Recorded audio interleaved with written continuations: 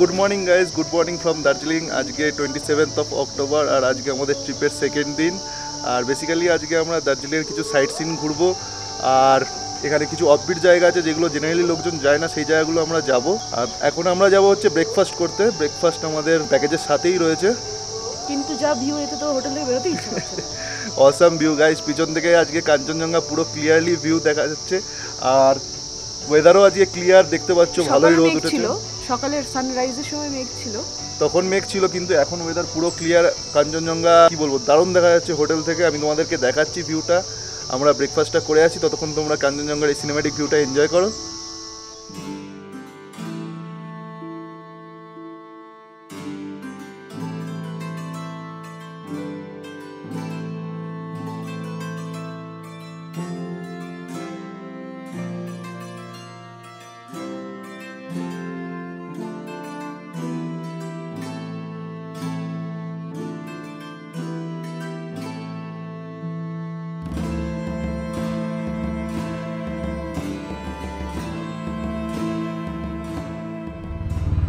So guys, এখন time হলো 11:30।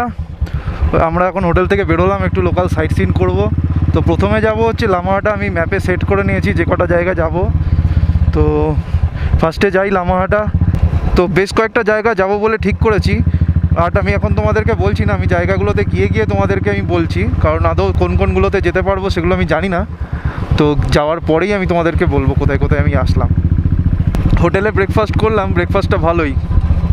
আলুর পরোটা, সস, চা, তারপরে ছিল ব্রেড বাটার, পেঁয়াজি। তো যদিও ব্রেকফাস্টটা দিতে একটু লেট করেছে, বলেছিল 8টা থেকে দেবে, ও দিতে দিতে 9:30 বাজিয়ে ফেলেছে। আর সকালে বিভৎস ঠান্ডা ছিল। কালকে যদিও তাড়াতাড়ি শুয়ে পড়েছি, তাও সকালে ঘুম ভাঙছিল না, উঠতে ইচ্ছা করছিল না। সো গাইজ, লামাহাটা আমাদের হোটেল রোদি রিসর্ট থেকে 17 কিলোমিটার দূর। ওই আধ ঘন্টা মতো দেখাচ্ছে যেতে লাগবে। রাস্তা তো গাইজ ঘ্যামা ঘ্যামা চরম। এই রাস্তা দিয়ে কালকে আসিনি, এই রাস্তা দিয়ে আমরা প্রথমবার যেবার দার্জিলিং এসেছিলাম গ্যাংটক থেকে, সেই বছর আমরা এই রাস্তা দিয়েই এসেছিলাম। মাথা খারাপ রাস্তা, ওফ। মানে রাস্তার কোয়ালিটিও যেরকম, সেই রকম ভিউও। এটাও একটা রাস্তা মেন, ওই দিক থেকে যারা গ্যাংটক হয়ে আসবে তারা এই রাস্তা দিয়েই ঢুকবে দার্জিলিংয়ে। আমাদের এই রাস্তা দিয়ে আসতে গেলে একটু ঘুর হয়ে যেত, একটু না ভালোই ঘুর হয়ে যেত। সকালবেলা ঘুম থেকে উঠেই মুডটা ফ্রেশ হয়ে গেছে একদম। সকাল সকাল কাঞ্চনজঙ্ঘার দেখাবে, এবং কাঞ্চনজঙ্ঘার দেখা সচরাচর সবাই পায় না। কপাল খুব ভালো থাকলেই দেখা পাওয়া যায়, কারণ ওয়েদার এখানে ম্যাক্সিমাম টাইমেই খারাপ থাকে, মেঘলা কুয়াশা, এসব কারণে দেখা যায়ই না। এবং আমার এই নিয়ে 3 নম্বর বার দার্জিলিং। 3 নম্বর বারের মধ্যে 2বারই আমরা কাঞ্চনজঙ্ঘার দেখা পেয়েছি। শুধু এই লাস্টবার যেবার এসেছিলাম সেবার পাইনি। এবং এখানে কাঞ্চনজঙ্ঘাকে খুব পবিত্র মানা হয়। কাঞ্চনজঙ্ঘার দেখা পাওয়া মানে দিনকে শুভ মানা হয়। তো আশা করা যায় আমাদের দিনটা আজকে শুভই যাবে, ভালোই যাবে।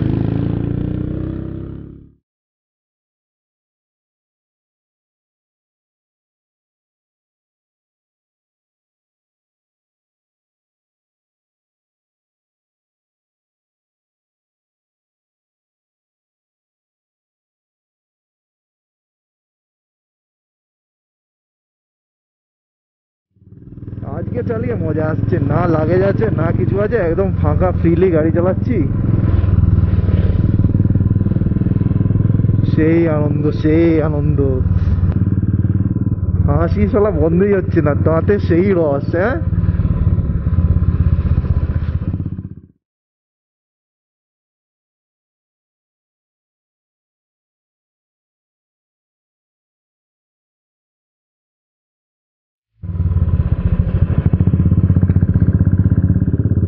সো গাইজ, আমরা এই যে লামাহাটায় ঢুকছি, লামাহাটার গেট।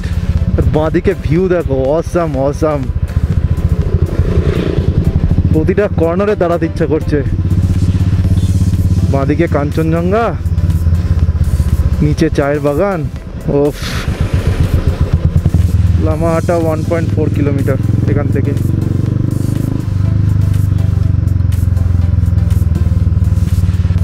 মোবাইল হোল্ডারটা খুব চালাচ্ছে, মোবাইলটাকে টাইট করতে হবে। সো গাইজ, আমরা চলে এসেছি লামাহাটা। আর এটা হচ্ছে Lamahatta eco park. A few moments later. So guys আমরা এখন চলে এসেছি লামাহাটা ইকো পার্কে। আর এখানে ঢোকার জন্য 10 টাকা করে টিকিট কাটতে লাগে। অ্যাকচুয়ালি এটা একটা পাহাড়ের ঢালে একটা নেচার পার্ক, ফুলের বাগান, বিভিন্ন রকমের গাছ লাগানো রয়েছে। তোমাদের যদি এরকম টাইপের গাছপালা ভালো লাগে তাহলে তোমরা অবশ্যই এখানে আসতে পারো। আর এখান থেকে কাঞ্চনজঙ্ঘার ভিউটাও দারুণ লাগছে। আর এখানে একটা বাইনোকুলারও আছে, যেখানে আশা করা যায় বোধহয় আলাদা করে আবার টাকা লাগে। তো দেখি ওখান থেকে দেখা যায় কি না। সো গাইজ এখানে ঘুরতে ঘুরতে এই একটা প্রজাতির গাছ দেখলাম, যেটা 20 মিলিয়ন বছর আগে এর মানে জন্ম হয়। এই প্রজাতির মধ্যেই একমাত্র এই গাছটাই এখনও অবধি বেঁচে রয়েছে। তো এই ফ্যাক্টটা জেনে বেশ ভালো লাগলো, এবং সেই কারণে এই গাছটাকে লিভিং ফসিলস বলা হয়।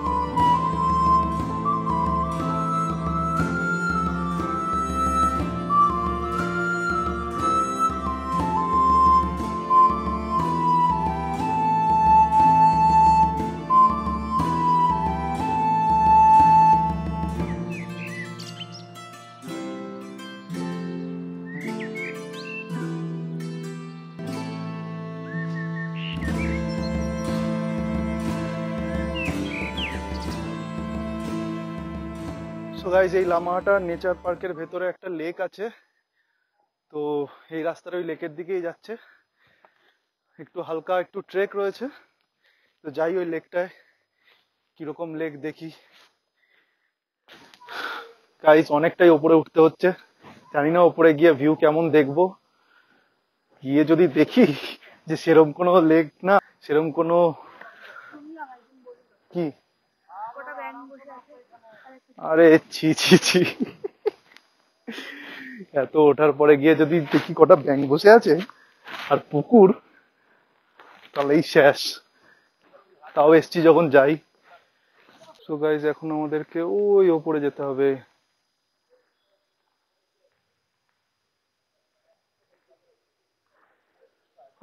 এই দেখতে পাচ্ছ বাঁশের রেলিং দিয়ে, এই রেলিং দিয়ে পুরো উঠে ওই ওপর অব্দি যেতে হবে। সো গাইজ আমরা চলে এসেছি লামাহাটা স্যাক্রেড ওয়াটার পন্ডে। আমাদের সামনেই সেই পন্ড। এতটা রাস্তা ওঠার পরে অনিন্দিতা কি বলবে? পন্ড বলা ভুল, মানে আমাদের ওই লোকাল ডোবা হয় ওই ওই ওই সেম জিনিস। তবে হ্যাঁ, পার্কটা সুন্দর, গ্রিনারিটা খুব সুন্দর। যদি কারোর বোটানিতে ইন্টারেস্টেড থাকে, গাছপালা পছন্দ, তাহলে আসতে পারে। আমি প্রচুর রেয়ার কিছু প্ল্যান্টস দেখলাম যেগুলো সচরাচর পাওয়া যায় না। তো সেই সব জানি না এখানে লোকালিটিতে পাওয়া যায় কিনা, তবে আমাদের ওখানে পাওয়া যায় না, বেশ কিছু রেয়ার প্ল্যান্টস দেখলাম। তো সেই হিসাবে জিনিসটা ভালো। এমনি জাস্ট পার্কে ঘোরার জন্য ভালো, তবে এই হাইটটা খুব একটা ভালো লাগবে না। এবং তারপরে এইটা দেখতে তো খুব একটা মোটেও জানি না, এখানে বোধহয় দুটো পুকুর আছে। এই পুকুর বলাটা ঠিক না, সেক্রেড ওয়াটার পন্ড আছে এই নিচে আমাদের সামনে একটা, আর একটা আছে এই ওপরে। তো হ্যাঁ, ওখানেও একটা আছে, একটা ভিডিওতে আমি দেখেছিলাম, দুটো আছে। তো যাই এটা আগে দেখে আসি, তারপর তোমাদেরকে ওইটা দেখাবো।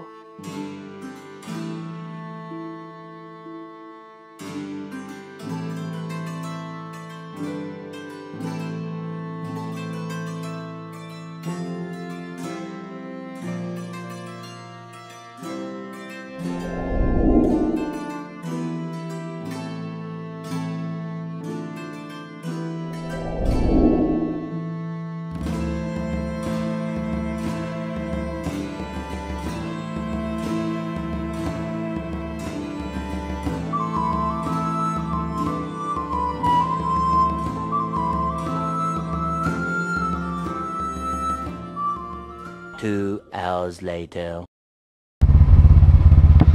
সো গাইজ এখন 4:45 বাজে আর আমরা এখন লামাহাটা থেকে বেরোচ্ছি। আমরা ওই 12:30 12:15 নাগাদ এই লামাহাটা ইকো পার্কে এসেছিলাম। তো প্রচুর টাইম লেগে গেলো এখানে ভিডিও করতে করতে, ছবি তুলতে তুলতে ভালো।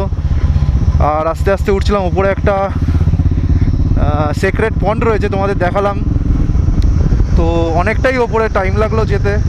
অ্যাকচুয়ালি ওখান থেকে আমরা ওই লামাহাটা পার্ক থেকে নেমে গেছিলাম অনেকক্ষণ, তারপরে নিচেই একটা মাউন্টেন ভিউ বলে একটা ছোটো মতো রেস্টুরেন্ট রয়েছে, সেখানে আমরা মোমো খেলাম। 80 টাকা করে প্লেট নিল চিকেন মোমো, 8 পিস। দারুণ খেতে, অপূর্ব। পাহাড়ের এই মোমোর টেস্ট সিরিয়াসলি বলতে আর কোথাও পাওয়া যায় না। মানে আমাদের কলকাতা বলো, কৃষ্ণনগরে বলো, অনেক মোমোই তো আছে, এই টেস্ট কেউ দিতে পারবে না। হট করে যেন অন্ধকারটা নেমে আসছে, যেন মনে হচ্ছে পাহাড়ে এটাই সমস্যা, খুব তাড়াতাড়ি অন্ধকার চলে আসে। যাই হোক, আমরাও ওখানে অনেক টাইম নষ্ট করেছি, প্রচুর ছবি তুলেছি ধীরে সুস্থে, প্রচুর কোনায় দাঁড়িয়ে দাঁড়িয়ে ছবি তুলেছি, ভিডিও করেছি ভালো ভালো।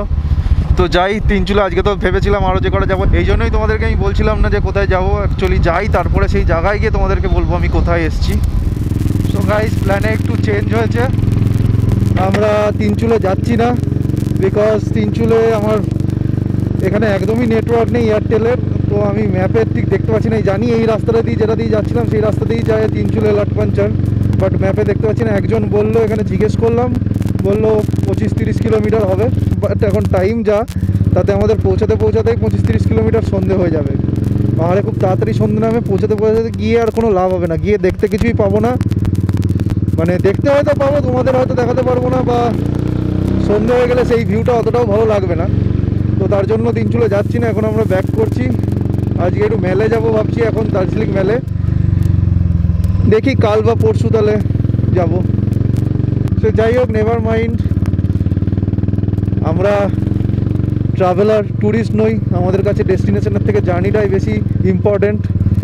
এই যে জার্নিতে এই যে সুন্দর সুন্দর ভিউ দেখছি, নতুন নতুন এক্সপিরিয়েন্স হচ্ছে, এই সমস্ত রাস্তায় গাড়ি চালানোর ফিলিংসটা পাচ্ছি, এটাই অনেক বড়। আর ডেস্টিনেশন আজ নয় কাল ঠিক হয়েই যাবে। আর আমাদের বাইকারদের ক্ষেত্রে প্ল্যানের এরকম 19-20 হয়। সবসময় যা প্ল্যান করা হয় এক্স্যাক্টলি তা এক্সিকিউট করা যায় না। সো গাইস, তোমরা ভিউটা এনজয় করো, আর আমি তো তখন আমার রাইডটা এনজয় করি।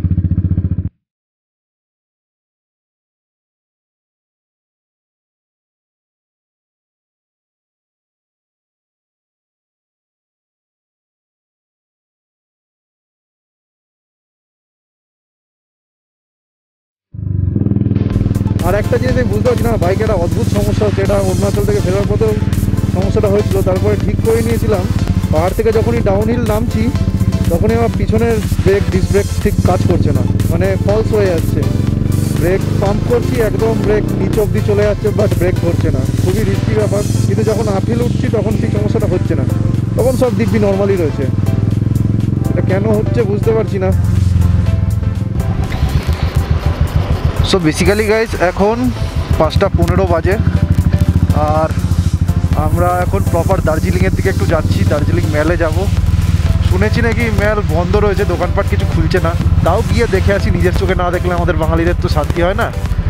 তাই একটু নিজের চোখে গিয়ে দেখে আসি। আর এই অনিন্দিতা অনেক দিন থেকেই বলেছিল যে মেলে যাব, এটা ওটা কিনবো। সে মেয়েদের যা স্বভাব, তো বলে বোঝাতে পারছি না যে না মেল খুলছে না, তাই প্রমাণ করে দিয়ে নিয়ে আসি।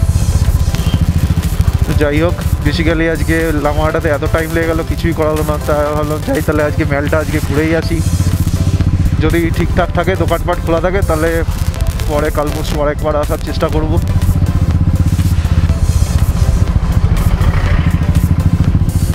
সো গাইজ, এখন 7টা বাজে, আর আমরা আবার হোটেলের দিকে ব্যাক করছি। দার্জিলিংয়ে একটু ঘুরলাম, এদিকে মেল রোডে গেলাম। তো ভিডিও আমি শ্যুট করিনি, কারণ এখানে 5টার মধ্যে সবই দোকানপাট বন্ধ হয়ে যাচ্ছে। তো তার জন্য আর ভিডিও কিছু করলাম না। দার্জিলিংয়ের ভেতরেই একটুখানি ঘুরলাম, গিয়ে এখন হোটেল ব্যাক করছি, কারণ আবার ফ্রেশ হয়ে ডিনার করতে হবে, কারণ 8:30টায় ডিনার বসে যাচ্ছে এদের। তো চলো হোটেলে গিয়ে দেখা হচ্ছে তাহলে। The next day. তো গাইজ, কালকে রাতে হোটেলে ফেরার পরে ভিডিওটার এন্ড করা হয়নি, ভুলেই গেছিলাম। তো কালকে হোটেলে ফেরার পরে ফ্রেশ হয়ে গাড়ির চেনটা আমি একটু ক্লিন করলাম, তারপরে লিউব করলাম, তারপরে এদের ডিনার খুব তাড়াতাড়ি বসে যাচ্ছে। তো তারপরে আমরা ডিনার করতে চলে গেলাম। তো আজকে আমি নেক্সট ডেতে ভিডিওটা এন্ড করছি। আর আজকে হলো 28th অক্টোবর, আর আজকে আমাদের ট্রিপের 3 নম্বর দিন। আজকের ভিডিওটা তোমরা নেক্সট ভিডিওতে দেখতে পাবে। আর আজকেও কাঞ্চনজঙ্ঘার সামনে পুরো ক্লিয়ার, দারুণ ওয়েদার, রোদও উঠেছে। দেখা যাক আজকের দিনটা কেমন যায়। So guys, see you in the next video. আর তোমরা এখনও যারা আমার চ্যানেলটাকে সাবস্ক্রাইব করোনি, প্লিজ চ্যানেলটাকে আমার সাবস্ক্রাইব করো। See you guys, by.